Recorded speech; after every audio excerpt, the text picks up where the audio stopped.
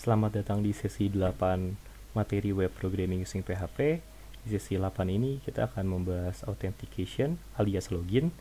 Semua code di sesi ini bisa diakses di github.com mrpt130 mooc-basic PHP di branch ke-8. Agar user bisa login, berarti kita harus menambahkan beberapa code di dologin.php. Oke, di dologin.php berarti kita butuh require ke connect.php yang isinya adalah koneksi ke database. Kemudian kita terima input dari form. Yang pertama adalah user, kemudian yang berikutnya adalah password. Oke, dua hal ini adalah yang diketik oleh user di form login. Kemudian kita siapkan juga validasinya, error username, error password.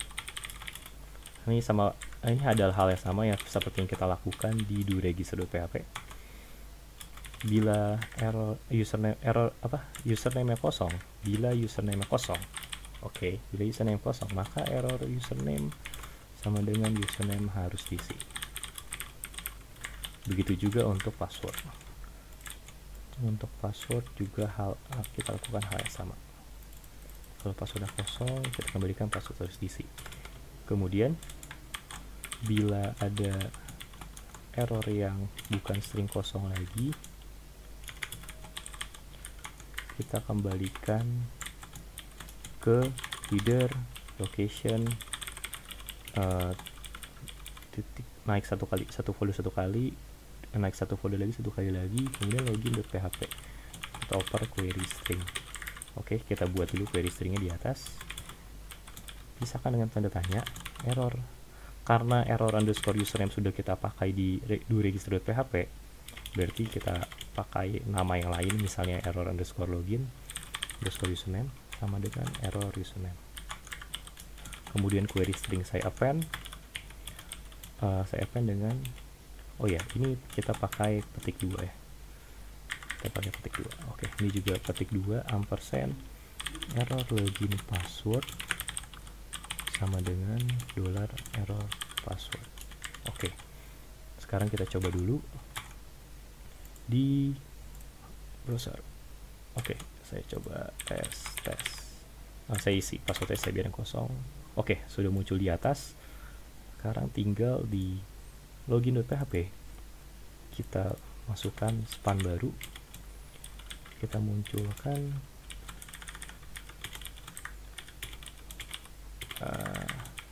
underscore get error login username.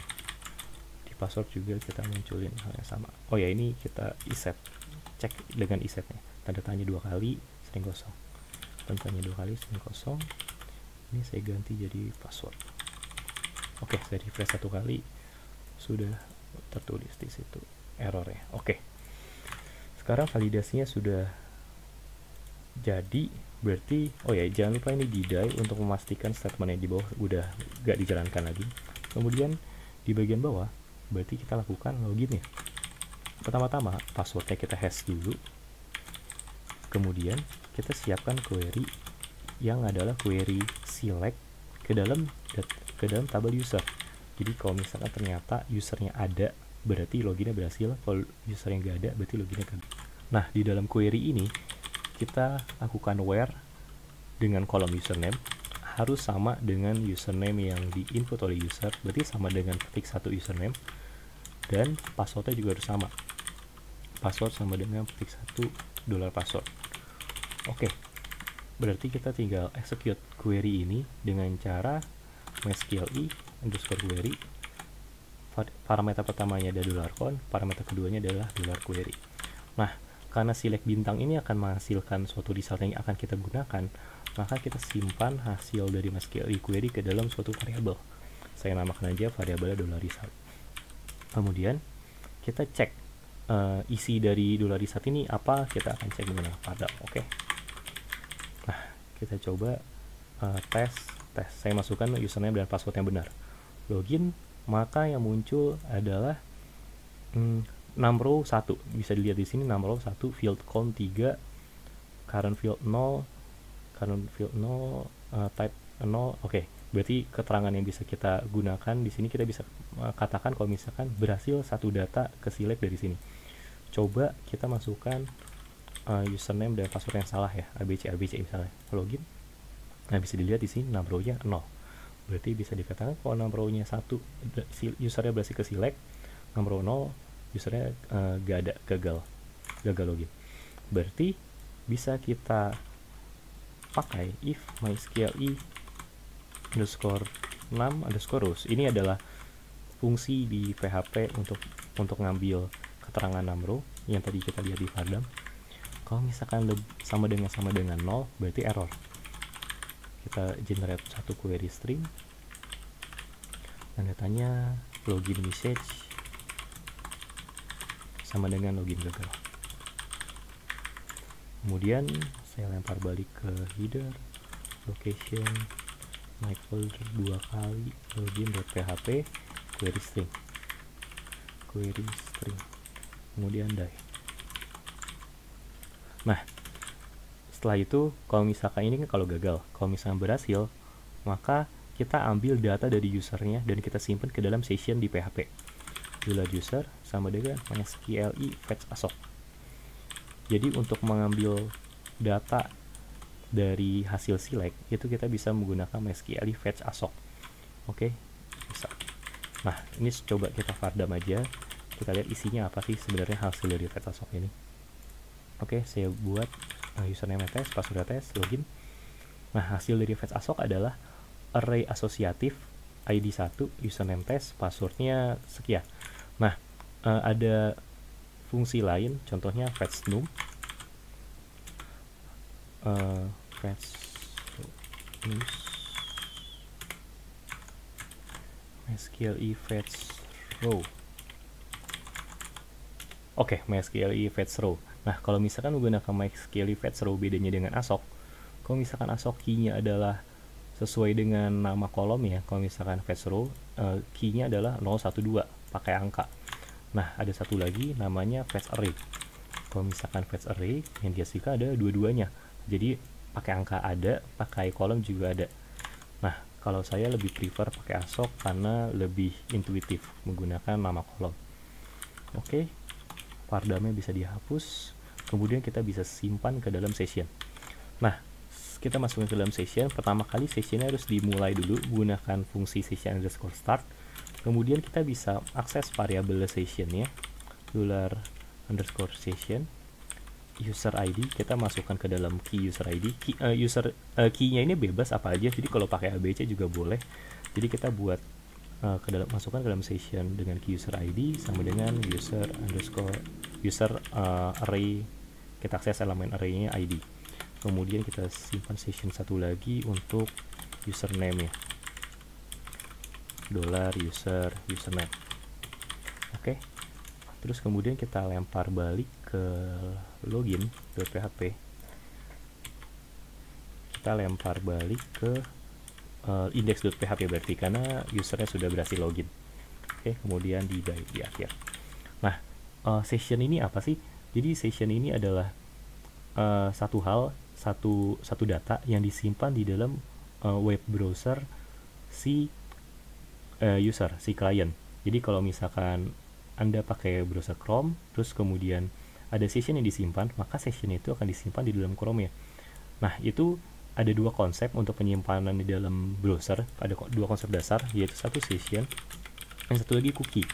Yang membedakan apa? Kalau cookie, value disimpan di browser. Sedangkan kalau session, value disimpan di server, di browser disimpan session ID-nya. Jadi yang disimpan di dalam browser itu bukan value-nya tetap disimpan di server. Jadi ujung-ujungnya si browser tetap minta juga value-nya ke browser, ke web server. Oke, sekarang kita bisa coba login di web browser. Sebentar, ini ada satu variabel U-nya besar, $U kecil. Oke, sekarang kita bisa coba login di browser. Misalkan saya coba login salah dulu, ABC login. Nah, berarti login message sudah teroper, login gagal, tapi belum muncul di form.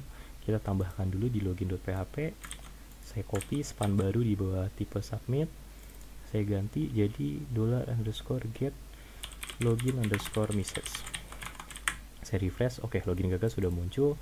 Sekarang username saya coba tes, passwordnya tes, saya coba username password yang benar, login, oke. Sekarang, oh ya, username kita ganti dulu di index.php. Kita ke index.php dan di span username kita ganti dengan tanda tanya sama dengan $_session. Kita akses username, tapi kita belum bisa menggunakan array session karena belum ada session startnya. Berarti di index.php di paling atas saya tambahkan tag php, kemudian di sini saya mulai sessionnya dengan fungsi session start. Kemudian hal terakhir yang akan kita buat di materi ini adalah logoutnya.